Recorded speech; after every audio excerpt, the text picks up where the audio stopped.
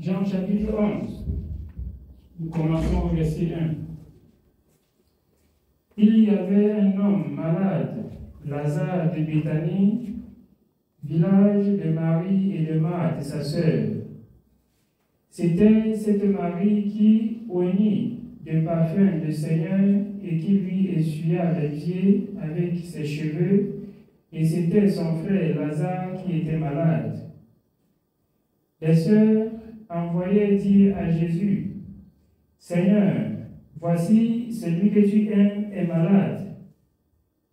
Après avoir entendu cela, Jésus dit: cette maladie n'est point à la mort, mais elle est pour la gloire de Dieu. Qui a cru à ce que Jésus a dit, comme c'est écrit dans le livre d'Ésaïe? Qui a cru à ce qui avait été annoncé? Or, il est Dieu. Cette maladie n'est point pour la mort, mais afin que Dieu se glorifie. Je vous dis, parce que ce sont des choses qui se sont passées, que nous aussi nous croyons. Si nous étions à l'époque, nous devions aussi voir toujours comme les autres ont vu. Comment on attend que quelqu'un meure pour qu'on dise que tout est possible? C'est pas ça? C'est la vérité. Alors, dans les douleurs même les plus atroces, je voudrais exhorter le peuple de Dieu. Ce qu'il y a lieu à faire, c'est de rechercher la paix et la sanctification sans laquelle personne ne peut être agréable à Dieu. Dans la maladie, d'autres voient qu'ils vont mourir seulement déjà. D'autres voient que l'arrêt de mort est déjà là. D'autres voient qu'il n'y a plus rien à faire. Tu as cru en quel Dieu? Examinez-vous vous-même pour savoir si vous êtes dans la foi. 2 Corinthiens 13, 7. Si tu es dans la foi, même si tu meurs, tu vas vivre. Pourquoi perdre l'espoir de vie quand quelqu'un se donnait à la croix pour ta vie?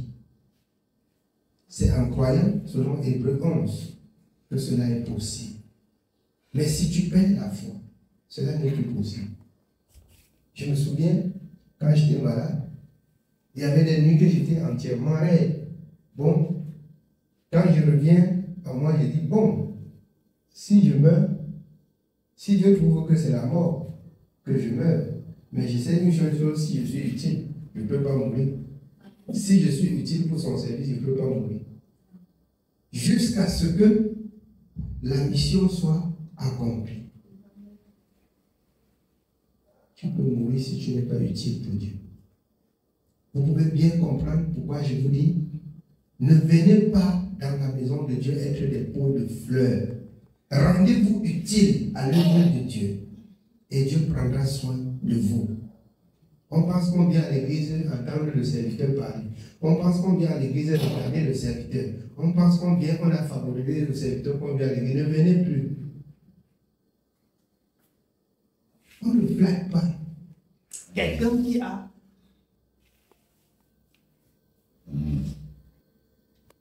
Amen. On ne flatte pas quelqu'un qui a reçu dans son cœur une pleine conviction de vivre par la foi.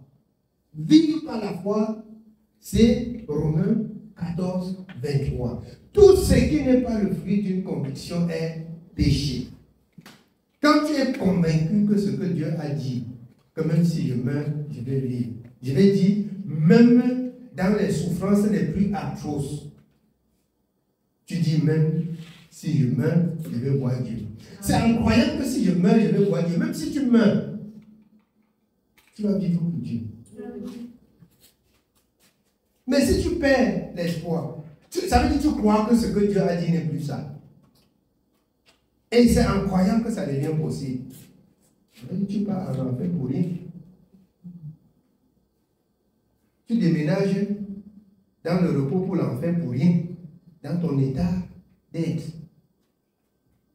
Quand vous comprenez, quand vous rentrez dans le livre des Hébreux, quand vous rentrez dans Hébreux 11, quand le Seigneur parle de la foi, qui est une ferme assurance, une démonstration des choses qu'on espère celle qu'on ne voit pas. Amen. Bien-aimés, c'est ça aussi la foi. Je nous exhorte et je dis ça chaque jour. Et je pense que beaucoup vont se lamenter comme le Seigneur dit au dernier jour. Ne venez pas à l'église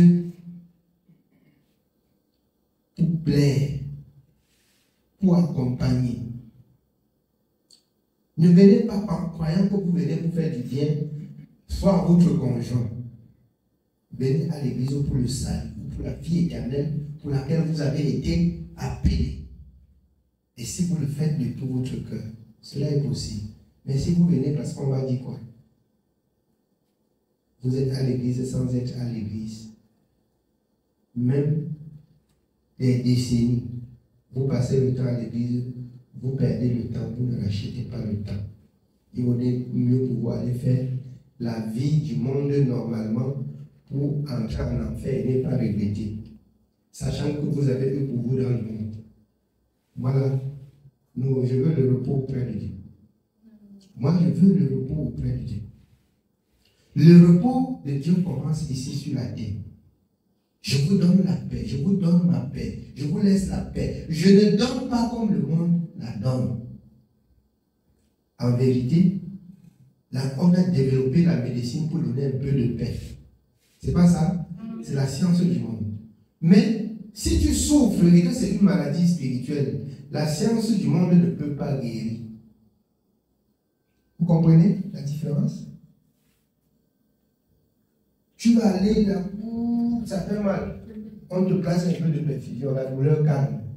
Alors, quand tu vas jubiler et aller commencer à réfléchir sur tes péchés, la douleur encore recommence.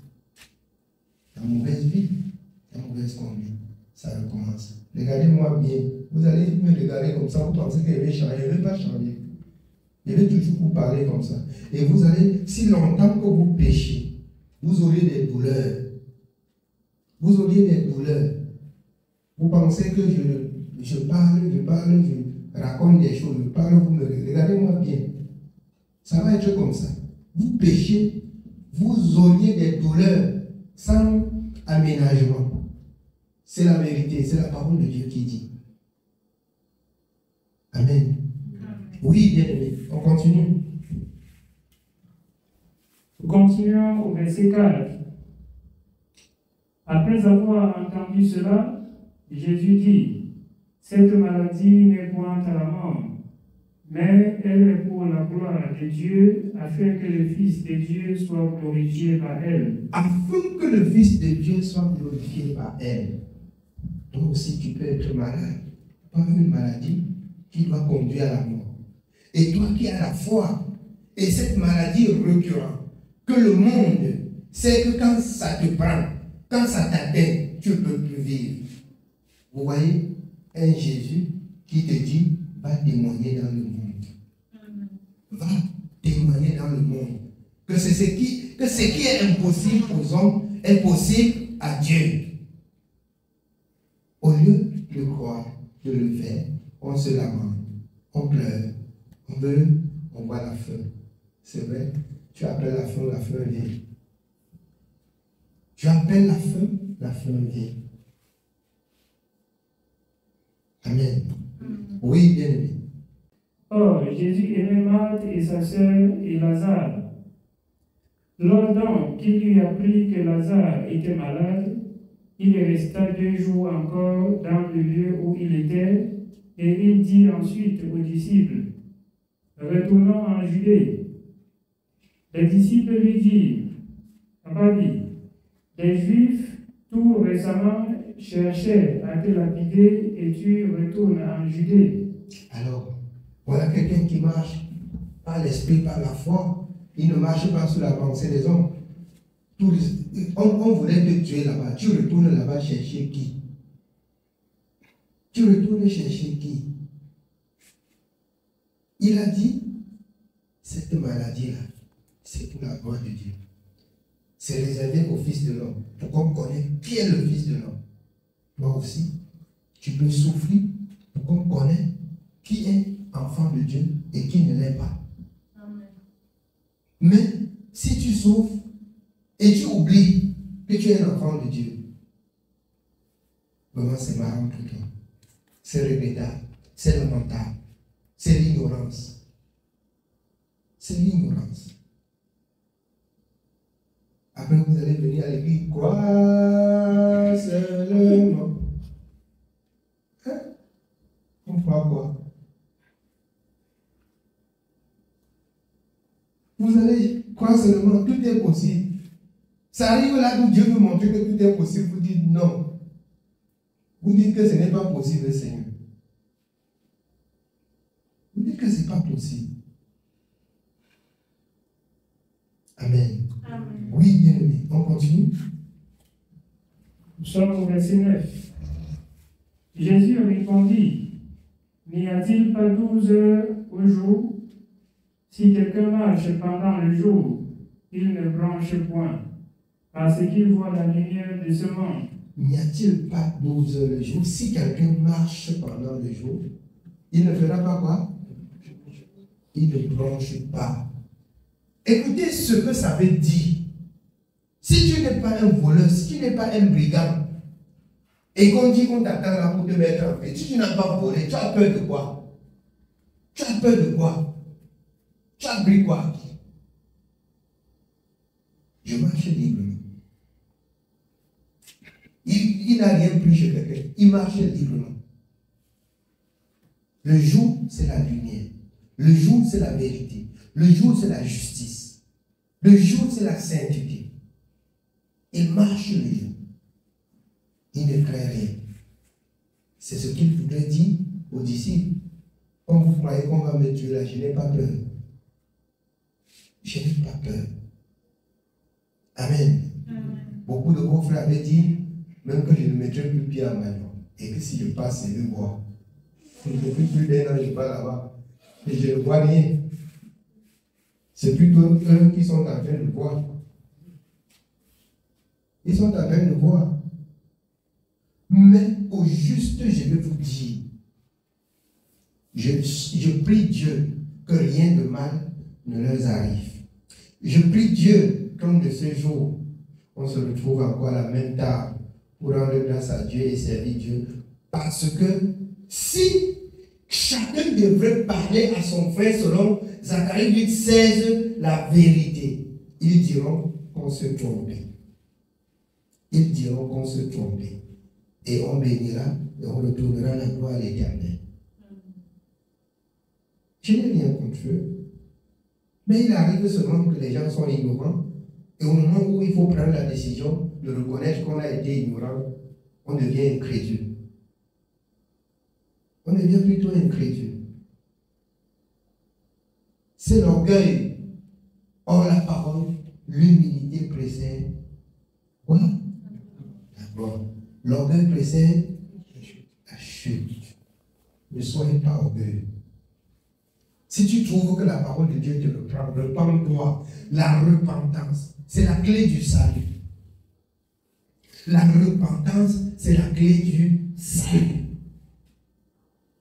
Quand tu trouves, même si c'est devant un enfant, vraiment, le Seigneur a dit, prosterne-toi et fais la paix avec lui pour avoir part au royaume des cieux. Pour avoir part au royaume des cieux. Amen. Vous avez des enfants comme les miens, vous allez courir, ils vont tourner, dans notre signe là, elle te piège à midi, tu tombes à 14h. Tu vas te repentir tous les jours. Moi, quand elle s'approche pour me dire quelque chose, je réfléchis plusieurs fois avant de répondre. Je réfléchis plusieurs fois avant de répondre. Parce qu'elle te canalise comme ça, là, elle te met là-dedans, tu te trouves devant les faits accomplis. Après, elle va aussi te citer la parole de Dieu. Quand tu veux lui résister sur ce que tu as dit lui le matin, elle te cite la parole. Tu as oublié de faire comme vous avez compris. Pour avoir la paix auprès de Dieu. Vous n'êtes pas être menteur devant les enfants. Vous n'êtes pas être menteur devant les enfants. Tant pis pour vous si vous prenez des engagements et que vous ne les honorez pas. Vous n'êtes rien d'autre que des menteurs Ça ne loue pas Dieu. Parce que c'est un enseignement que vous donnez aux enfants. Quand tu parles à ton enfant, dis ce que tu dois faire et tu respectes pour lui faire savoir que servir Dieu, c'est prendre des engagements et les honorer. C'est prendre des engagements et les honorer. La parole de Dieu dit dans Ecclésiaste que si ne sois pas pressé de faire les vœux. Et si tu t'es engagé à faire les vœux, il faut les honorer. C'est pas ça? C'est pour ça quand il vient là. Surtout quand ils attendent le temps qu'il fait il fait le riz, après il veut. Je connais déjà ça. Ça ne marche pas. Ils font là, tu vas dans les blagues avec eux, tu dis oui, c'est signé. Et ils ne te rappellent pas en ce moment. Au moment où il a dit, il dit, souviens-toi que quand on parlait dans la chambre, tu as dit oui. Et c'est toi qui enseignes que les enfants de Dieu ne l'ont pas. Mon ami, tu vas faire ce que tu as dit. C'est la vérité. Faites des vœux et honorez vos vœux. Ça doit marcher comme ça. Si vous commencez à dire à vos enfants et à tourner et à jongler de gauche à droite, sachez que la voie que vous conduisez les enfants, là, vous les conduisez en enfer. Le lendemain, vous rendez compte à Dieu. Vous rendez compte à Dieu. Si tu as été pressé pour prendre des engagements, vraiment, supporte comme la Livaquine tu avales et tu fais ce que tu as dit pour te dégager du serment. Là, l'enfant va lui-même le lendemain dire, il va se retrouver aussi devant les faits accomplis, il va supporter pour honorer Dieu, comprendre que même le père, quand le piège, il tombe là, il supporte. Parce que quand tu ne supportes pas, il sait que Dieu là, c'est le jeu. Dieu là, c'est la tisse. Il tape sa part là-bas, il tape sa vie ici. Non. Bien-aimé, c'est pas ça. Ça ne marche pas comme ça. Les gens mentent même quand on reprend avec la parole. On dit qu'on ne veut pas écouter la parole, on ne veut pas ça, on ne veut pas ça. L'humilité précède la gloire. Dieu, c'est la repentance. Dieu, c'est la sanctification. Et quelle dure doctrine. Quelle dure. Vraiment, si vous n'êtes pas dur avec vous-même, si vous n'êtes pas sincère avec vous-même, avec votre engagement de grâce, vous n'allez pas arriver. Vous n'allez pas arriver. Si dans vos engagements, vous n'êtes pas sincère, vous n'êtes pas dur, vous n'êtes pas ferme, vous n'allez pas arriver. Commence à être ferme sur toi-même. Que comme j'ai dit là, à cause de ce que j'ai dit, je fais. C'est pour cette raison que le Seigneur a dit que votre parole soit oui, oui, non, non. Ce qu'on y ajoute vient de l'ennemi. Il n'y a pas de oui et non. Mais mes enfants connaissent ça. Quand tu dis oui, après tu dis non, ce n'est plus la parole de Dieu. C'est les ruses de l'ennemi. On dit que donc le monsieur n'a pas même déjà dans la tête. Non, non, non, il ne va jamais parler dans ma tête. Je dis non. Amen. Oui, bien aimé. Nous sommes au verset 10. Mais si quelqu'un marche pendant la nuit, il bronche, parce que la lumière n'est pas en lui. Si quelqu'un marche pendant la nuit, il bronche, parce que la lumière n'est pas avec lui. Alors, si tu es un pécheur, si tu es des ténèbres, tu peux avoir peur. Tu peux avoir peur de marcher le jour. Un voleur là, pourquoi il attend la nuit pour couper le plantain de quelqu'un? Il marche dans l'obscurité. C'est pas ça. Le jour, c'est lui qui exhorte les gens de ne pas prendre. C'est pas ça. C'est comme ça les chrétiens aujourd'hui. Ici, ce qu'on ne va pas faire, mais à l'absence de tous, il tourne à gauche, il tourne à droite, il ne voit personne, c'est ce qu'il fait.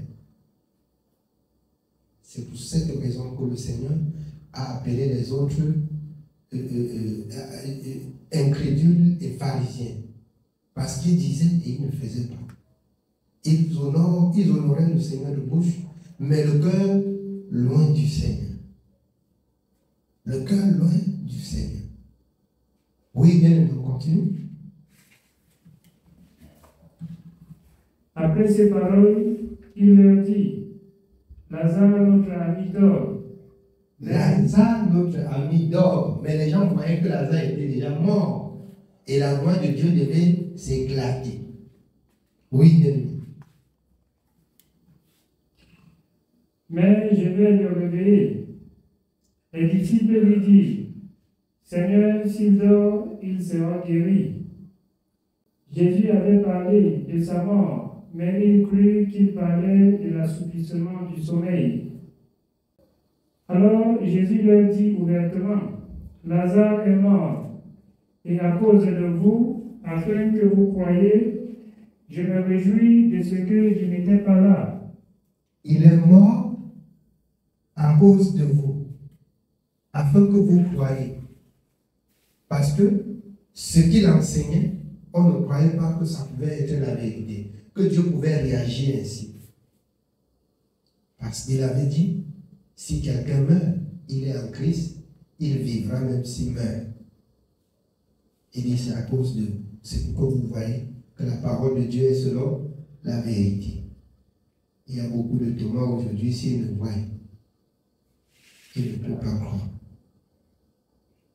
Heureux ceux qui peuvent entendre une fois et y croire. Amen. Oui, bien.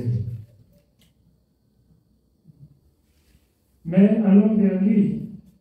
Sur quoi Thomas, appelé Didyme, dit aux autres disciples, allons aussi afin de mourir avec lui. Et Jésus étant arrivé, trouva que Lazare était déjà depuis 4 jours dans le sépulcre. Et comme Béthanie était près de Jérusalem, à 15 stades environ, beaucoup de Juifs étaient venus vers Marthe et Marie pour les consoler de la mort de leur frère. Lorsque Marthe apprit que Jésus arrivait, elle alla au-devant de lui, tandis que Marie se tenait assise à la maison. Marthe dit à Jésus, « Seigneur, si tu eusses été ici, mon frère ne serait pas mort. Mais maintenant même, je sais que tout ce que tu demandes à Dieu, Dieu te l'accordera. » Jésus lui dit, « Ton frère ressuscitera. » « Je sais, lui répondit Marthe, qu'il ressuscitera à la résurrection au dernier jour. » Alors, voyez les gens de la maison de Dieu. Jésus dit qu'il va vivre. Il dit, c'est la vérité. La vie là, ce n'est qu'à la résurrection du dernier jour. La vie là, ce n'est qu'à la résurrection du dernier jour. Ainsi, on refuse de comprendre, de croire, d'accepter que Dieu, même dans le livre d'Ézéchiel, a prophétisé sur les eaux qu'elles reprennent vie. Même si ça devient les eaux, et que Dieu veut, parce que les hommes aujourd'hui veulent être plus que Jésus. Et Jésus a manifesté, ou encore a fait plusieurs miracles pour démontrer au peuple que toute chose est possible, afin que le peuple croie à la parole. Mais au jour d'aujourd'hui, beaucoup, soi-disant hommes de Dieu, veulent faire des miracles pour qu'on les glorifie. De tels miracles ne peuvent pas se produire. Un miracle surgit pour la gloire de Dieu. Le miracle n'est que pour la gloire de Dieu, afin que l'homme ne s'enorgueille pas. Et que l'homme ne connaisse quand est-ce que Dieu doit faire le miracle. Vous pouvez implorer Dieu, et cela n'est pas lieu. Mais vous pouvez croire à ce que Dieu a dit. Dieu réalise pour que le monde qui vous observe voit que sa parole est selon la vérité. Amen. Oui, bien. Nous sommes au verset 25. Jésus lui dit, « Je suis la résurrection et la vie. Celui qui croit en moi vivra quand même il serait mort.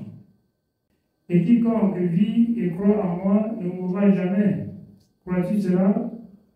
Elle lui dit, oui Seigneur, je crois que tu es le Christ, le Fils de Dieu qui devait venir dans le monde. Ayant ainsi parlé, elle s'en alla, puis elle appela secrètement Marie, sa sœur, et lui dit, le Maître est ici et il te demande. Dès que Marie eut entendu, elle se leva promptement et alla vers lui, car Jésus n'était pas encore entré dans le village, mais il était dans le lieu où Marthe l'avait rencontré. Les Juifs qui étaient avec Marie dans la maison et qui la consolaient, l'ayant vue se lever promptement et sortir, la suivirent, disant, elle va au sépulcre pour y pleurer. Lorsque Marie fut arrivée là où était Jésus, et qu'elle le vit, elle tomba à ses pieds et lui dit, Seigneur, si tu eusses été ici, mon frère ne serait pas mort. Et Jésus, la voyant pleurer, elle et les Juifs qui étaient venus avec elle, frémit en son esprit et fut tout ému. Et il dit, où l'avez-vous mis? Seigneur, lui répondit-il, viens et vois. Jésus pleura. Sur quoi les Juifs dirent, voyez comment il l'aimait. Et quelques-uns d'entre eux dirent, lui qui a ouvert les yeux de l'aveugle, ne pouvait-il pas faire aussi que cet homme ne mourût point? Jésus frémissant de nouveau en lui-même, se rendit au sépulcre. C'était une grotte et une pierre était placée devant. Jésus dit, ôtez la pierre. Marthe, la sœur du mort, lui dit, Seigneur, il sent déjà, car il y a 4 jours qu'il est là. Jésus lui dit, ne t'ai-je pas dit que si tu crois, tu verras la gloire de Dieu? Ils ôtèrent donc la pierre, et Jésus leva les yeux en haut et dit, Père, je te rends grâce de ce que tu m'as exaucé.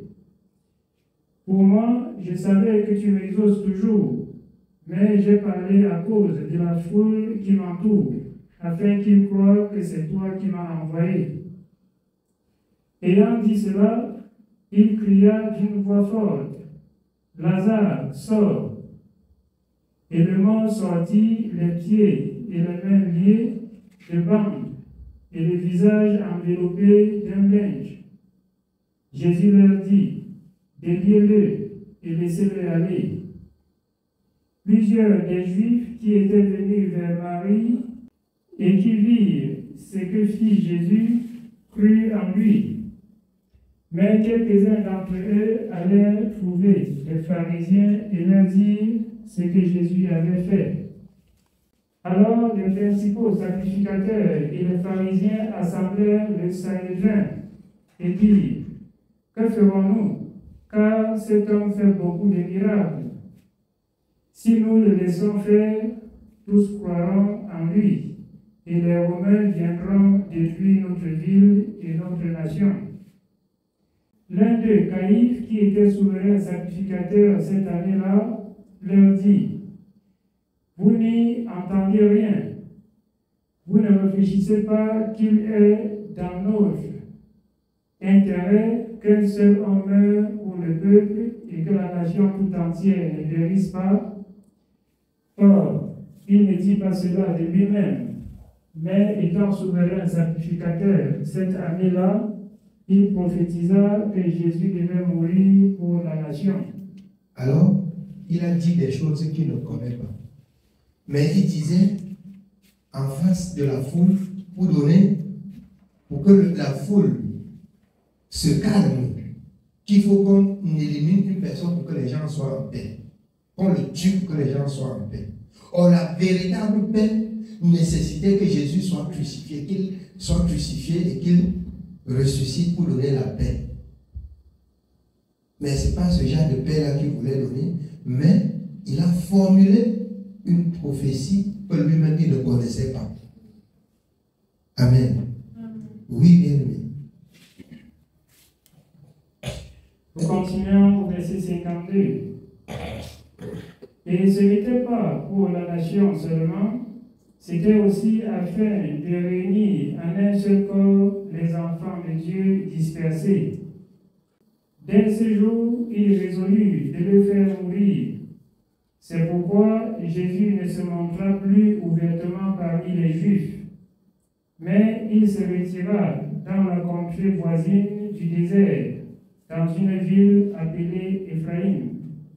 Et là, il demeurait avec ses disciples. La Pâque des Juifs était proche, et beaucoup de gens du pays montaient à Jérusalem avant la Pâque pour se purifier. Ils cherchaient Jésus et ils se disaient les uns aux autres dans le temple: que vous ensemble, ne viendrait-il pas à la fête? Or, les principaux sacrificateurs et les pharisiens avaient donné l'ordre que si quelqu'un savait où il était, il le déclara, afin qu'on se saisisse de lui. Amen. Amen. La foi bien-aimée. Croyons aussi, comme le Seigneur reprenait Marie, croyons, parce que ça reste pour nous des instructions fortes de croire, même si nous voyons que c'est très mauvais, croyons parce que ce que Dieu a dit, il doit accomplir sa parole.